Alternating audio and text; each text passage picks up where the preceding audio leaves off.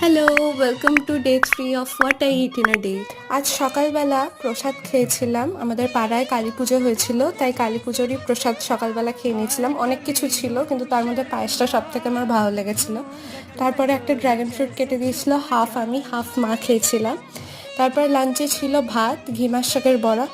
আর আজ ছিল Sunday. Sunday মানেই তো ভালো মন্দ খাওয়া, তাই বাবি মাটন এনেছিল আর মা সেই মাটনই রান্না করেছিল। আর আমার মায়ের হাতের মাটন খেতে এত ভালো লাগে। আমি অনেক জায়গায় খেয়েছি, রেস্টুরেন্টে খেয়েছি, বাট আমার মায়ের হাতের মাটন খেতে খুবই ভালো লাগে।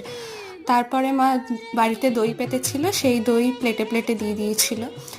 দুপুরে ছিল কিছু ফল, আপেল ছিল।